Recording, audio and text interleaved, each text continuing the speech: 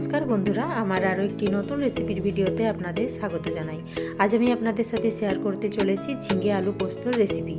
এই झिंगे आलू पोस्त कम बेशी सकलेरই खूबই पछंदेर एकटी पद। तो चलुन बानानो शुरू करी। तो एर जोन्नो आमी निये निয়েছি 4টে मिडियाम साइजेर झिंगे, जेगुलो आमी केटे भालोभाবে धुয়ে নিয়েছি। আর নিয়েছি 3টে मिडियाम साइजेर आलू, सेगुलो आमी केटे भालोभाবে धुয়ে নিয়েছি 50 ग्राम मतो पोस्त। तो ओभेने आमी एकटी कड़ाई बसिए दिएछि, तार मध्य दिए दिচ্ছি 4 टेबिल स्पून मतो सर्षेर तेल। तेल गरम हो एले आमी एर मध्य दिए देब हाफ टेबिल स्पूनेर थेके एकटु कम 5 फोड़न, दिए दिচ্ছি 2টো शुकनो लंका। पर एगुलो किछुक्षण भालोभाবে नाड़ाचाड़ा करले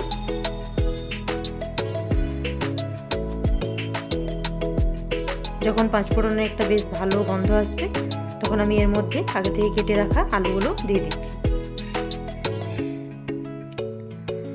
এরপর আলুগুলো আমি বেশ কিছুক্ষণ ভালোভাবে ভেজে নিচ্ছি।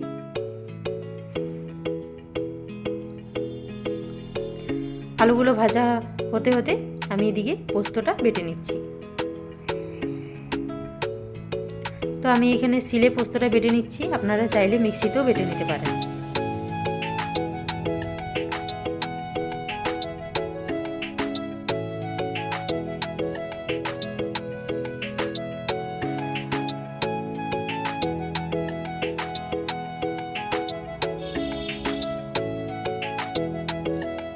তো এদিকে আমার আলুটা ভাজা হয়ে এসেছে। তো এরপর আমি এর মধ্যে কেটে রাখা ঝিঙেগুলো দিয়ে দিলাম। আবারও কিছুক্ষণ ভালোভাবে নাড়াচাড়া করে নিচ্ছি।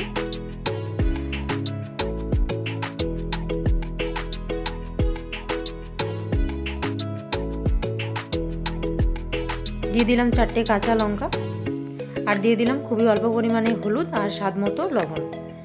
এরপরে সব কিছু ভালোভাবে মিশিয়ে নিচ্ছি।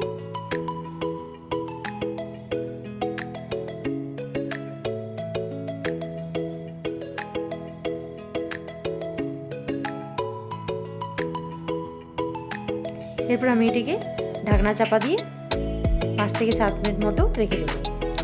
তো এদিকে আমার পোস্ত বাটা হয়ে এসছে। তো আমি এটিকে একটি বাটির মধ্যে তুলে নিচ্ছি।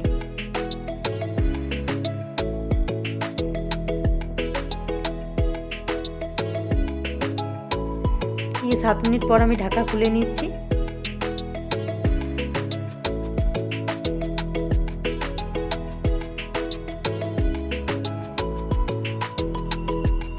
তো দেখতেই পাচ্ছেন আপনারা আলু ঝিঙে খুব ভালোভাবে সেদ্ধ হয়ে এসেছে।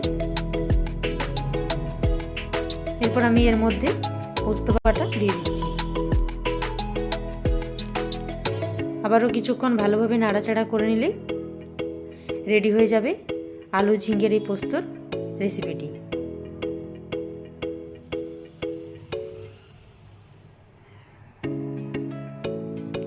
এরপরে আলু ঝিঙের পোস্ত গরম গরম ভাতের সাথে পরিবেশন করুন, খেতে লাগে অপূর্ব স্বাদের। তো আজকের মতো ভিডিওটি এখানেই শেষ করছি। আমার এই ভিডিওটি ভালো লাগলে চ্যানেলটিকে লাইক করুন, শেয়ার করুন, সাবস্ক্রাইব করুন। এরকম আরও নতুন নতুন ভিডিও পেতে পাশে থাকুন। সবাই ভালো থাকুন, সুস্থ থাকুন।